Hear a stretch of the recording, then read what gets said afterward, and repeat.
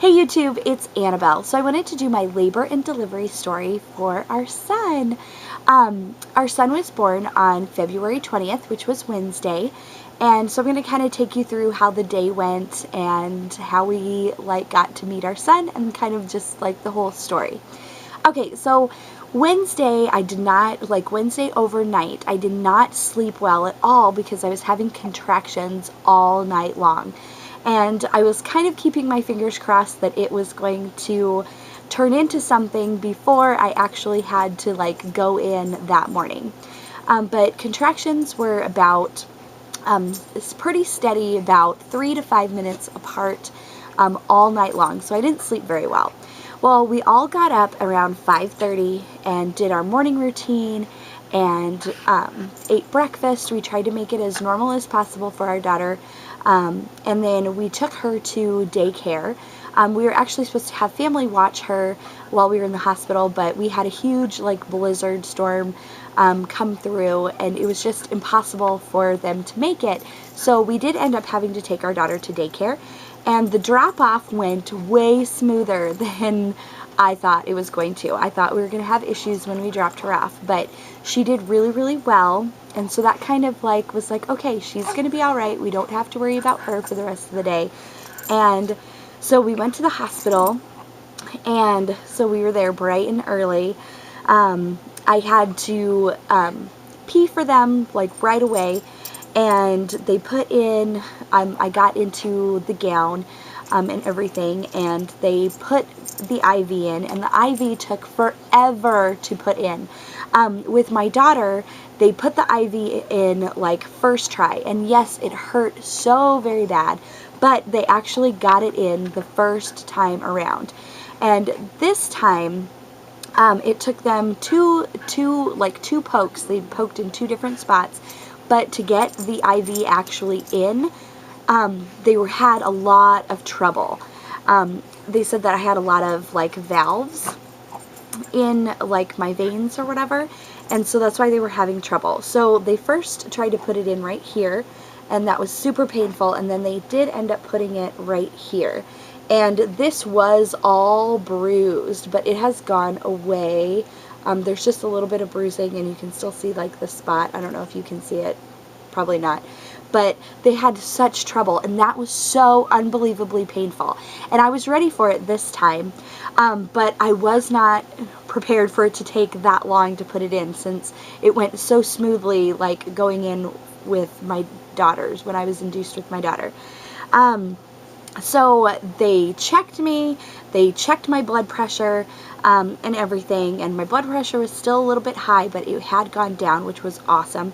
But I was dilated to a 3 still, so they started Pitocin to get things going for me. Even though I was having contractions and stuff, they hooked me up to the heartbeat monitor and the contraction monitor and everything, and it showed that I was having contractions every 3 to 5 minutes, and they did the period of time where they let you sit and they just track your contractions, and you get a little button and you have to push it every time you feel the baby move. So we did that before they started the Pitocin. So just to get things going for me and everything, to get baby out pretty much, they started Pitocin, even though I was already having contractions on my own. So the contractions intensified and everything, and I was filling out paperwork, and the nurse that was with me all day long was fantastic. Absolutely fantastic. I could not have asked for a better person to have been checking on me and in the room and everything. She was awesome. The only thing that I will say is that she had fingernails, and I'm not talking little fingernails, I'm talking big honkin' fingernails. So when she checked me, it actually hurt because of her nails. So that was not fun. But the morning did progress a little bit. I was having steady contractions, and contractions were coming and coming and coming, and they upped the Pitocin to a comfortable level, so I was still getting a break in between contractions. And they checked me, and I was a 5, and I was still managing contractions and everything with breathing until about 11:45 in the morning. My water broke on its own, and they stopped the Pitocin at that point. So at 11:45, I only got Pitocin from about 8:03 is when they started the Pitocin, and 11:45 is when they stopped the Pitocin when my water broke. And from then on, from the time that my water broke, my pain level just increased dramatically. And I was ready for it and everything. However, when my hips and my back started to hurt severely, my body started fighting itself. So when I would have a contraction, instead of the baby going down, when I had a contraction, the baby was actually being held up, and during like the rest period in between contractions, baby was not going back down where he needed to be. So my body was fighting itself, and it was very frustrating, and it was just and so me and my husband discussed it. My pain level was absolutely unbearable, and I did not have that severe of back pain with my daughter. And since my body was fighting itself, it was recommended that I do get an epidural just to help things relax, so my body was not pulling the baby up and it was letting it come down. So I got an epidural, and shortly thereafter I was at a 7. And with the epidural also, they had trouble getting my epidural in. Now with my daughter, the epidural went in right away. First time, first try, there was nothing wrong with it. This time around, the epidural did not go in easily. They actually had to do 2 spots on my back where they put it in, and also trying to get it down in my spine was very difficult. And I was having contractions and this very severe back and hip pain during this entire time, and that is when I kind of mentally kind of broke down and started bawling. And because I cried, I got a super stuffy nose and started having trouble like breathing, because I was breathing in through my nose and out through my mouth like the entire day to kind of like get through contractions and stuff. And it got to the point where my breathing was not working because I couldn't breathe through my nose. I was having to try to take deep breaths in through my mouth and then out through my mouth, and it was not working. So after the epidural was finally in, I actually got to rest. The epidural was not like in the very center, so I still felt all of the contractions and everything on my left side still. So I felt all the contractions on my left side. Like, it was kind of crazy. My right leg was like completely numb and I couldn't move it at all. However, my left side, I felt everything on. And contractions, like, it just felt like the one side was actually contracting and where I was having the pain. So that was kind of different for me, but it did make it manageable that it was only on the left side. So I had lots of progress in that time that I got the epidural until the time we got to meet our baby. The epidural helped. My body stopped fighting itself, and when I had a contraction, baby was actually moving down, and it was just fabulous. Excuse me. So the nurses started getting everything ready after I was checked, and then I was checked and I was a 10. So they called the doctor, and by the time he got there, I was all ready to push and everything.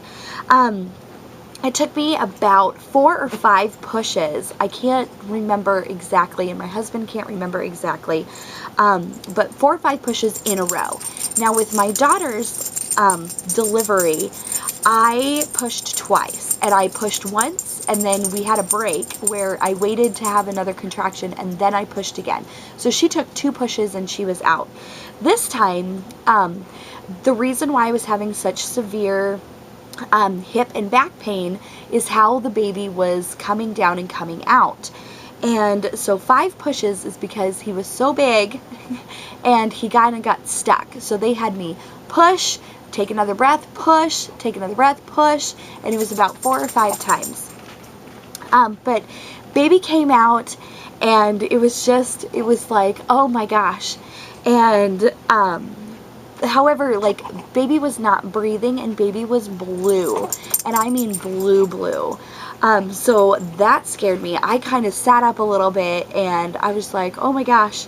But, the doctor, like, kind of blew in baby's face and everything, and, got him breathing. And finally it was just like, okay, is it a boy or is it a girl? And it's like, it's a boy, yay. Another fascinating thing that happened that is very rare is that baby's cord was in a knot. Now, my doctor said in the 26 years that he has been delivering babies, he has never had a cord tied in a knot. And since the cord was tied in a knot and baby wasn't breathing and stuff, my husband did not get to cut the cord this time, which he was fine with, since he did get to cut my daughter's cord. He was fine with it, but the doctor cut the cord and baby was okay. He didn't cry at all when he came out or anything. And it was like, it's a boy, and they put him on my chest and they like cleaned him up. They delivered the placenta, or I delivered the placenta. And I did tear, since baby got stuck and everything, but I did tear right along where I was cut with my daughter.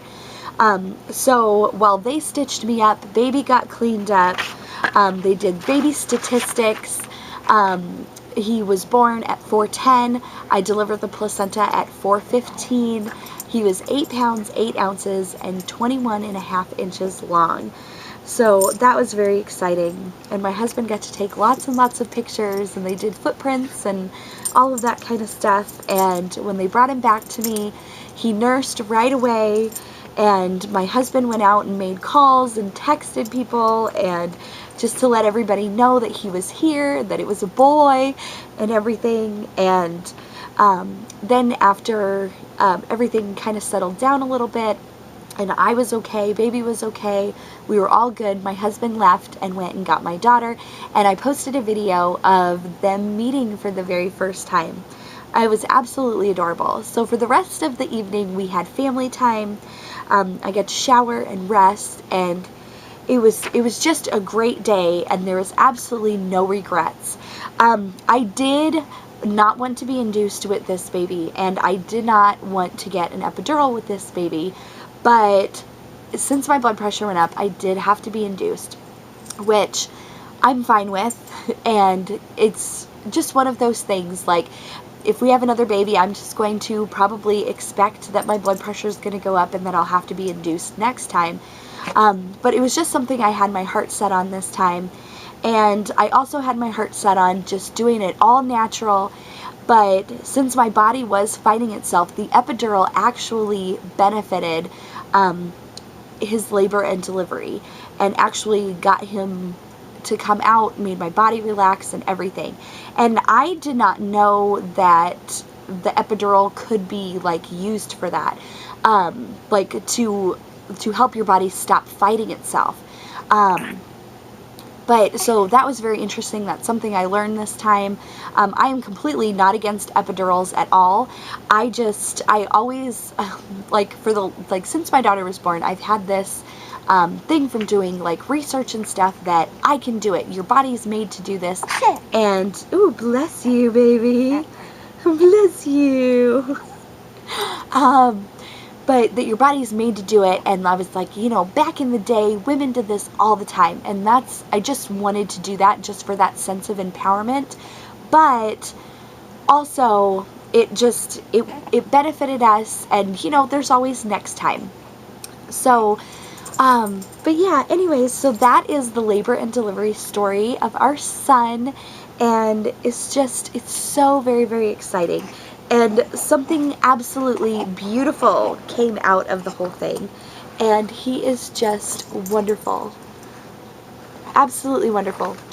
He's just amazing. But yes, so anyways, any questions or comments, leave them below.